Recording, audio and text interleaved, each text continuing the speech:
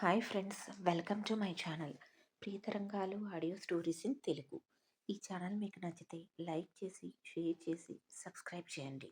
Hype చేసి మీ విలువైన comments కూడా ఇవ్వండి. రుద్రాక్ష పార్ట్ 25. అవినాష్కి అన్ని వివరాలు చెప్పి టికెట్స్ అతనికి సెండ్ చేస్తాడు. మరోసారి జాగ్రత్తలు చెప్తాడు. మీ నాన్నగారి కొత్త నెంబర్ ఎవరికి ఇవ్వవద్దు అని కూడా చెప్తాడు. సరే ఉంటాను అవినాష్ సార్ అన్న అవినాష్ పిలుపుకి కాల్ కట్ చేయబోతూ ఆగిపోతాడు అనూప్. చెప్పు అవినాష్, మా నాన్నని కాపాడతారు కదూ అంటూ బెంగగా జీరపోయిన గొంతుతో అడుగుతాడు. అనూప్ క్షణం పాటు కళ్ళు మూసుకుంటాడు. నార్మల్గా నేను చాలా బిజీగా ఉంటాను అవినాష్, కానీ నేను కేవలం మీ నాన్న కోసమే ఇంత దూరం వచ్చాను. తప్పకుండా కాపాడే తీరుతాను, నువ్వు దిగులు పెట్టుకోకు. థ్యాంక్స్ సార్, ఉంటాను అంటూ కాల్ కట్ చేస్తాడు అవినాష్. అమ్మయ్య, అన్నీ సెట్ చేశాను. ఇక ఎల్లుండి జరగబోయేదానికి ఆ దేవుడి సహకారం కూడా తప్పకుండా ఉండాలి. కాపాడు స్వామి అంటూ దేవుని మనసారా వేడుకుంటాడు అనూప్. ఆ మాటలు విన్న హైదరాబాద్లోని గుడిలోని స్వామీజీ చిన్నగా నవ్వుకుంటారు. గర్భగుడిలోని శివయ్య వైపు చూస్తారు. మానవ ప్రయత్నం మొదలైంది. నీ సహకారం అడుగుతున్నాడు. అతనికి అందించు రుద్ర. ఆ బిడ్డకు తోడుగా ఉండు. అతని అడుగులు తడబడకుండా నువ్వు నీడుగా నిలువు. అతని నిస్వార్థమైన ప్రయత్నం ఫలించేలా కాపాడు అంటూ వేడుకుంటారా ఆయన. అనూప్తో మాట్లాడి కాల్ కట్ చేసిన తర్వాత చాలాసేపు మౌనంగా ఉండిపోతాడు అవినాష్. మనసులో భయాన్ని తొలగించడానికి చాలా సమయం పడుతుంది. తేరుకొని తండ్రికి కాల్ చేస్తాడు. ఏంటి నాన్న, ఇంత ఉదయాన్నే కాల్ చేసావు? నీకక్కడ ఉదయమేగా. ఇంత జరుగుతుంటే నాకు మాట మాత్రం చెప్పలేదేమిటి నాన్న అంటాడు బాధగా. అనూప్ కాల్ చేశారా? అవును. నాకు తెలిసింది కూడా నిన్ననేరా. మీకు చెప్పి వెంటనే భయపెట్టడం ఎందుకు అని నేను చెప్పలేదు. ఈ విషయం ఇక ఎవరికీ చెప్పకు. సరే నాన్న, నువ్వు ధైర్యంగా ఉండు అంటూ కొద్దిసేపు మాట్లాడి కాల్ కట్ చేస్తాడు అవినాష్. చూస్తుండగానే ఆ రాత్రి గడిచిపోతుంది. తెల్లవారుతుంది. ఉదయాన్నే నిద్రలేచిన చంద్రకాంత్ గారి మనసు భారంగా ఉన్నా తన పనులు మామూలుగా చేసుకుంటారు. ఎక్కడా తన బాధను కూతురు ముందు బయటపడనివ్వరు. అనూప్ ఆర్డర్ ప్రకారం చంద్రకాంత్ గారి ఇంటి దగ్గరకు వచ్చి అక్కడ దూరంగా వెహికల్లో ఉన్న రౌడీలకు కనిపించకుండా వెహికల్లో తన కాపలాగా ఉంటాడు వివేక్. తన వాళ్ళకి కనపట్టు. ఈ రోజంతా ఇక్కడే తన డ్యూటీ. ఏమైనా తేడాగా జరుగుతున్నాయా ఇక్కడ అని గమనించడం చేయాలి. ఇంత ప్లాంట్గా హత్యలు ఎందుకు చేస్తున్నారు, దేనికోసం చేస్తున్నారు అనుకుంటూ అతని ఇంటి వైపు చూస్తూ ఆలోచనలో పడిపోతాడు వివేక్. వీళ్ళేమైనా తప్పు చేశారా అంటే అదీ లేదు. చనిపోయిన త్రినేత్ర గారికి చాలా మంచి పేరుంది. ఇప్పుడు నేను సేకరించిన వివరాల ప్రకారం ఇతను కూడా మంచివాడే. మరి దేనికి ఈ హత్యలు అనుకుంటూ ఎంత ఆలోచించినా సమాధానం దొరక్క ఆ ఆలోచన పక్కన పెడతాడు. ఎవరి ఆలోచనలో వాళ్ళు ఉండిపోతాడు. అక్కడ అవినాష్ కూడా ఈ టెన్షన్లో వర్క్ మీద ఫోకస్ చేయలేక 2 రోజులు సెలవు పెట్టేస్తాడు. ఎందుకు సెలవు పెట్టారు అని ఇంట్లో వాళ్ళు అడిగితే వర్క్ ఏమీ లేదు, అందుకే రెస్ట్ కోసం పెట్టాను అని చెప్పి తప్పించుకుంటాడు. అవునేమో అనుకొని ఎవరూ ఏమీ అడగరు. తన భార్యకి జ్యూస్ అందిస్తూ ఆమెతో మాట్లాడుతూ నవ్వుతున్న తన తల్లిని చూసి అతని మనసు మరింత భారమవుతుంది. అమ్మ నుదుటిన ఉన్న నిండైన సింధూరం చూసి భారంగా కళ్ళు మూసుకుంటాడు అవినాష్. వాళ్ళ టైమింగ్స్ వేరు కనుక మధ్యాహ్నమే వాళ్ళకి కాల్ చేస్తారు చంద్రకాంత్ గారు. భార్యతో మనసారా చాలాసేపు మాట్లాడతారు. మరలా రేపు ఎలా ఉంటుందో అని. కోడలతో కూడా మాట్లాడి ఆఖరిన కొడుకుతో మాట్లాడతాడు. జాగ్రత్త అవి, నాకు ఒకవేళ ఏమన్నా అయితే అన్నమాట పూర్తి కాకుండానే నాన్న అంటూ కోపంగా అరుస్తాడు అవినాష్. నువ్వు అరిచినా లేదా అనూప్ ఎంత ప్రయత్నించినా ఆయుష్ లేకపోతే నన్ను కాపాడలేరు. ముందుగా నేను చెప్పేది విను. నీకేమీ కాదు నాన్న అంటాడు అవినాష్ బాధగా కళ్ళు చెమ్మగిల్లగా. తండ్రితో మాట్లాడటం మొదలు పెట్టగానే పక్కకు వచ్చేస్తాడు అవినాష్. ఆడవాళ్ళు వినకూడదని. ఏమీ కాకుండా ఉండే మంచిదేరా. మరికొద్ది రోజులు నా కుటుంబంతో ఉండే అవకాశం దొరుకుతుంది. ముందు నేను చెప్పేది విను నాన్న. బాధగా కళ్ళు తుడుచుకుంటూ చెప్పు నాన్న అంటాడు అవినాష్. ఒకవేళ అనూప్ నన్ను కాపాడలేకపోతే అతన్ని ఏమీ అనవద్దు. మనమెవరో, అతనెవరో. పైగా పెద్ద పరపతి ఇంకా అంతస్తు కలిగిన వాడు. మనల్ని కాపాడవలసిన అవసరం అతనికి లేదు. అయినా నిస్వార్థంతో నన్ను సేవ్ చేద్దామని ఇంత దూరం వచ్చాడు. నాకు తెలుసు నాన్న, నేనేమీ అన్ను. అయినా మీరు నెగిటివ్గా థింక్ చేయకండి. అంతా మంచే జరుగుతుంది. అనూప్ మిమ్మల్ని తప్పకుండా కాపాడతాడు. చూద్దాం, ఇక అంతా ఆ దేవుడి దయ. ఒకవేళ కనుక నాకేమన్నా అయితే మీ అమ్మని ఇంకా మీ చెల్లిని నువ్వే చూసుకోవాలి. వాళ్ళని దూరం పెట్టుకో అనగానే అప్పటిదాకా ఆపిన బాధను ఆపలేకపోతాడు అవినాష్. నాన్న ప్లీజ్ అంటాడు ఏడుస్తూ. ఏడవకు నాన్న, నువ్వింకా కోడలు, నీకు పుట్టబోయే పిల్లలు సంతోషంగా ఉండాలి. నాన్న ప్లీజ్ అంటాడు బాధగా అవినాష్.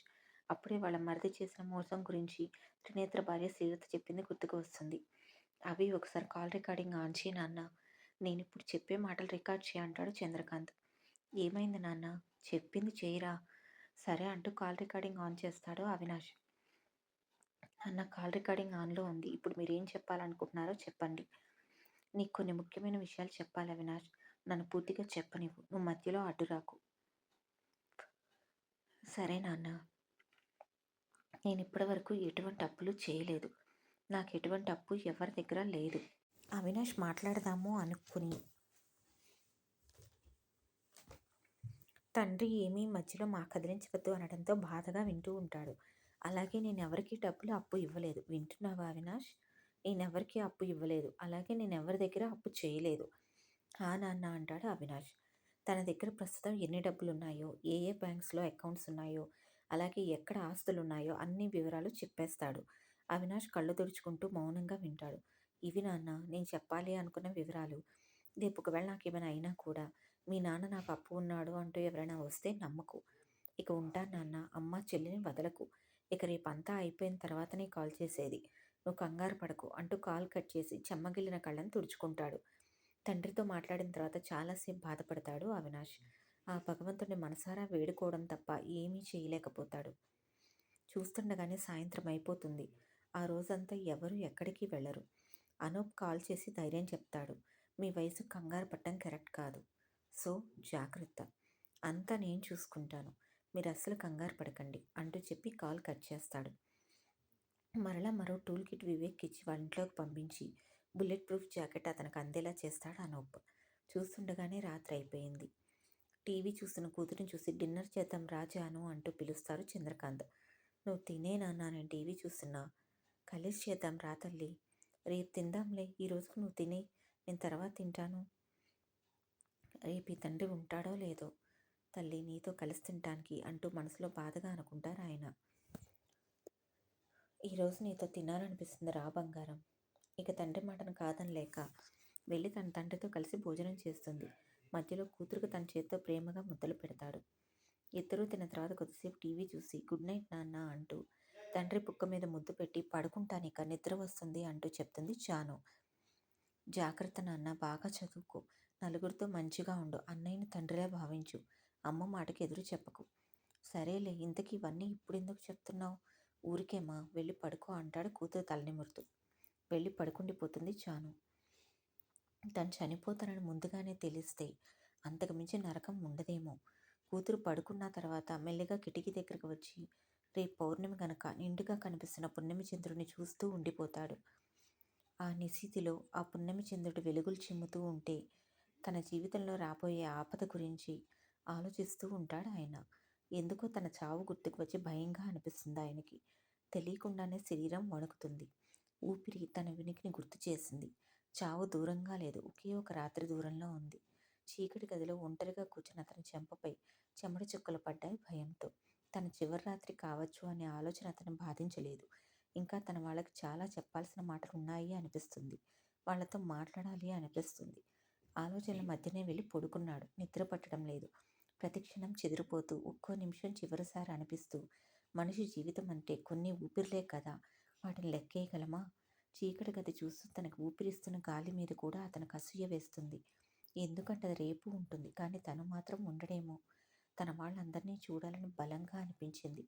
ఆ క్షణం నుంచి ప్రతి నిమిషం చివరి నిమిషంలా అనిపించింది. కళ్ళ ముందు గడియారం కదులుతుంటే మనసు మాత్రం కాలాన్ని ఆపేయాలనుకుంది. ఆఖరి రాత్రి ఎప్పుడూ ఇంత పొడవుగా ఉండదేమో అనిపించింది. చంద్రకాంత్ గారికి ఆ రాత్రి నిద్ర పూర్తిగా కరువైంది. ఎవరి పరిస్థితి ఎలా ఉన్నా నేను మాత్రం నా గమనాన్ని ఆపను అన్నట్లుగా సూర్యుడు ఉదయాన్నే తన కాంతిని వెదజల్లాడు. తప్పదన్నట్లుగా లేచి స్నానం చేసి వచ్చారు చంద్రకాంత్. ఆయుష్ ఉంటే దయచేసి నన్ను కాపాడమని దేవుణ్ణి ప్రార్థిస్తాడు ఆయన. 10 గంటలకు అనూప్ కాల్ చేస్తాడు. జాహ్నవిని పంపిస్తున్నాను, జాగ్రత్త అని చెప్పి కాల్ కట్ చేస్తాడు. జాహ్నవిని ఆ రోజు కాలేజీకి వెళ్ళమంటారు చంద్రకాంత్. ఆమె అలాగే అని రెడీ అయిపోయి తన కాలేజ్ బ్యాగ్ వేసుకొని కాలేజీకి వెళ్ళిపోతుంది. ఆమె వెళ్ళడం చూసిన బయట ఉన్న రౌడీలు పెద్దగా పట్టించుకోరు. రోజు వెళ్ళేలాగానే కాలేజీకి వెళ్ళింది కనుక. ఆల్రెడీ అనూప్‌కి చెప్పారు కనుక కొంత టైం గ్యాప్ ఇచ్చి అఖిల్‌ని బయలుదేరమని చెప్తాడు. అఖిల్ వెళ్ళిన వెంటనే అక్కడికి వెళ్ళిపోతాడు తనకు ప్రొటెక్షన్ కోసం. వేరే చంద్రకాంత్ ఇంటి దగ్గర కూడా ప్రొటెక్షన్ పెడతారు పోలీసులను తెలియకుండా. అతను ఆ రోజు ఇంట్లోనే ఉండడంతో ఇదంతా చెప్పవలసిన అవసరం రాలేదు అనూప్‌కి. అతను కాదు హత్యకు గురి కాబోయే వ్యక్తి అని తెలిసినా ఎందుకైనా మంచిదని పోలీసులను పెడతాడు అక్కడ రిస్క్ తీసుకోలేక. అనూప్ మరోసారి చంద్రకాంత్ గారికి కాల్ చేసి జాగ్రత్తగా రండి, అస్సలు కంగారు పడవద్దు అంటూ చెప్పి కాల్ కట్ చేస్తాడు. టైం దగ్గర పడే కొద్దీ కంగారు ఎంత వద్దు అనుకున్నా వచ్చేసింది చంద్రకాంత్ గారికి. అతి బలవంతం మీద నిదానించి నార్మల్ అవుతారు అనూప్ మాటలు గుర్తుపెట్టుకొని. వచ్చిన రోజునే చంద్రకాంత్ గారి ఇంటి ఆవరణ మొత్తం మొక్కలతో నిండి ఉండడంతో అప్పుడే అనూప్ మెదడులో ఒక ఆలోచన రూపుదిద్దుకుంది. దాని ప్రకారమే ఇప్పుడు ఫాలో అవుతున్నాడు. తన ఆలోచనకు తగినట్టుగా ఇంటికి దగ్గరలోనే నర్సరీ కూడా ఉండడంతో అక్కడే అంతా ప్లాన్ చేస్తాడు అనూప్. అనూప్ చెప్పినట్లుగానే బుల్లెట్ ప్రూఫ్ జాకెట్ ధరించి మరోసారి దేవుడికి దండం పెట్టుకొని సరిగ్గా 11:30కి ఇంట్లో నుండి బయటికి వస్తాడు చంద్రకాంత్. బయటికి వచ్చిన ఆయన ఊరకంట ఆ రౌడీల వైపు చూస్తారు. వాళ్ళు అలర్ట్ అయి కార్ స్టార్ట్ చేస్తారు. ఎవరికో కాల్ చేయడం కూడా గమనిస్తాడు చంద్రకాంత్. మౌనంగా ఏమీ తెలియనట్లుగా గేట్ క్లోజ్ చేసి బయటకు అడుగులు వేస్తారు. నర్సరీ అక్కడి నుండి 10 నిమిషాల దూరం అంతే. చిన్నగా నడుచుకుంటూ వెళ్తూ ఉంటారు. ఆ రౌడీలు ఆయన వెనక ఫాలో అవుతూ ఎవరికో లైవ్ ఇన్ఫర్మేషన్ ఇస్తూ ఉంటారు. నడుచుకుంటూ 10 నిమిషాల్లో నర్సరీ చేరుకుంటారు ఆయన. అప్పటికి 11:40 అవుతుంది. అప్పటికే లోపల నర్సరీలో వివేక్ ఇంకా అనూప్ ఉంటారు. అనూప్ సర్దార్జీ వేషంలో వస్తాడు. ఇంకా మొహానికి మాస్క్ కూడా పెట్టుకుంటాడు. ఆల్రెడీ తను ఎలా వస్తాడో చంద్రకాంత్ గారు ముందే చెప్పడంతో వెంటనే గుర్తుపడతారు చంద్రకాంత్ గారు. ఆ నర్సరీ ఓనర్ తనతో బాగా మాట్లాడతాడు. ఇంకా మంచివాడు అని చంద్రకాంత్ గారు అనూప్కు ముందే చెప్పడంతో అతనికి జరగబోయేది చెప్పి హెల్ప్ అడుగుతాడు అనూప్. ఆయన మంచి వ్యక్తి, తప్పకుండా హెల్ప్ చేస్తాను అంటారు నర్సరీ ఓనర్.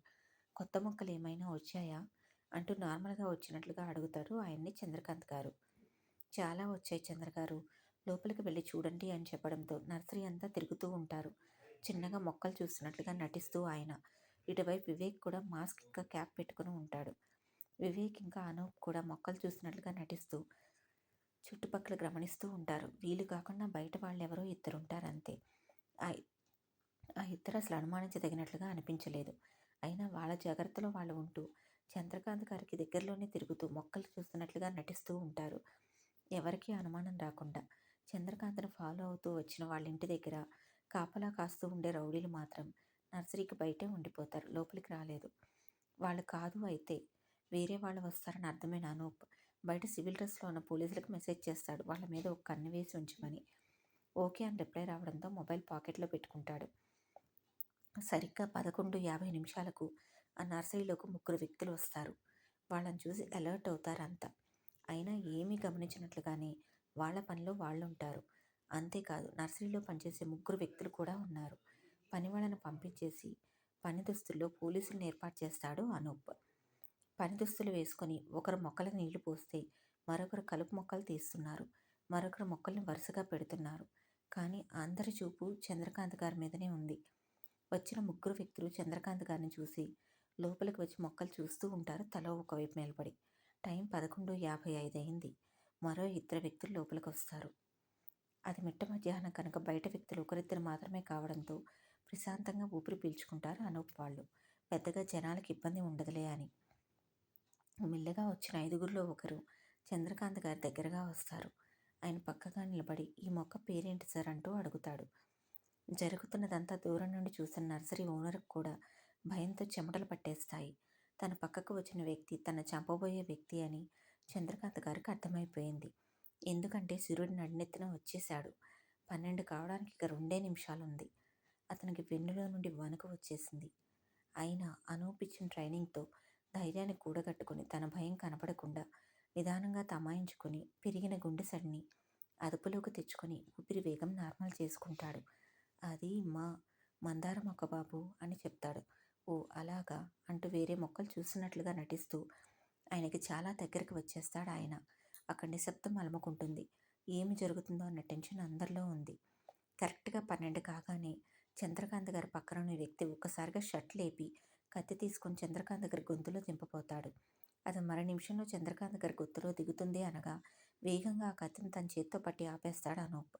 చంద్రకాంత్ గారు భయంతో సెకండ్ పాటు ఊపిరి తీసుకోవడం ఆపేస్తారు. భయంతో చెమటలు పట్టేస్తాయి. మనసు ఉలిక్కిపడి పిడికెడు ప్రాణం మొత్తం ఒక్క క్షణానికే తలకిందులైనట్టుగా అనిపించింది అతనికి. బలంగా ఊపిరి తీసుకుంటూ మొత్తానికి నార్మల్ అవుతాడు. ఆ కత్తి ఆ వ్యక్తి చేతుల్లో నుండి బలంగా లాక్కొని అతని చేతికి ఘాట్ పెట్టేస్తాడు అనూప్. ఒక్కసారిగా అక్కడ వాతావరణం ఉద్రిక్తంగా మారిపోతుంది. లోపల వాతావరణం మారగానే బయట కారులో ఉన్న వ్యక్తిని పోలీసులు పట్టేసుకుని వాళ్ళ వెహికల్లో పడేసి హ్యాండ్ కప్స్ వేసి కార్ని కూడా అదుపులోకి తీసేసుకుంటారు. బయట మామూలు జనాలు ఎవరూ లేకుండా అనూప్ ఇంత క్రితం చెప్పిన దాని ప్రకారం nursery owner nursery gates close చేసేస్తారు. జనాలు వస్తే మరింత ఉద్రిక్తంగా మారుతుందని అనూప్ ముందు జాగ్రత్తతో ఆలోచించి ఇవన్నీ ఎప్పుడో సెట్ చేస్తాడు. అటాక్ మొదలవగానే ఐదుగురిలో మరొకరు చంద్రకాంత్ వెన్నులో వేగంగా కత్తి దించబోతాడు. మిగతా ముగ్గురిని అక్కడున్న పోలీసులు పట్టేసుకుంటాడు. మిగతా ఇద్దరు బయట జనాన్ని వాళ్ళు కూడా హాని చేస్తారేమో అని అనుమానంతో వివేక్ పట్టేసుకుంటాడు. ఒక్కడు ఒంటరి పోరాటం చేస్తున్నాడు అనూప్. ఇటు వ్యక్తి అనూప్ని కదలనివ్వకపోవడంతో ఆ తలతో వాడికి తల మీద గట్టిగా గుద్ది తేరుకునే లోపలే అనూప్ యువతల చంద్రకాంత్కి అడ్డుగా వచ్చేస్తాడు. చేయితో ఆపే టైం లేకపోవడంతో ఆ కత్తి అనూప్ భుజం మీద దిగుతుంది. సార్ అంటూ గట్టిగా అరుస్తాడు వివేక్. చంద్రకాంత్ గారి ఊపిరి ఆపేసినట్లుగా అలానే నిలబడిపోతాడు. అనూప్ భుజం మీద కత్తి దిగి ఆ వెచ్చని రక్తం చంద్రకాంత్ మెడ మీద పడి ఆయన స్పృహలోకి తెస్తుంది. భయంగా వెనక్కి తిరుగుతాడు. అనూప్ అని పిలవబోయి అసలు ఎవరిని పేరుతో పిలవద్దు అని అనూప్ ముందే చెప్పడంతో ఆగిపోయి బాబు అని గట్టిగా అరుస్తాడు. నొప్పిని ఓర్చుకుంటూ కత్తి దింపిన వ్యక్తిని అదే కత్తితో చిటికలో మెడ మీద గాయపరుస్తాడు. వాడు నిస్సహాయంగా నొప్పికి అల్లాడుతూ కింద పడిపోతాడు. ఇంతలో పోలీసులు పట్టుకున్న వారిలో ఒకడు కోపంతో తన ముందు ఉన్న కుండీని చంద్రకాంత్ తలకు తగిలేలా బలంగా కొడతాడు. ఇంతకుముందు ఎవరినైతే తలతో అనూప్ గాయపరిచాడో వాడు కోపంగా ఎవరిరా నువ్వు అంటూ అనూప్ మీదకి రాగా రెప్పపాట్లో ఆ కుండీని ఒకేసారి చూస్తారిద్దరు.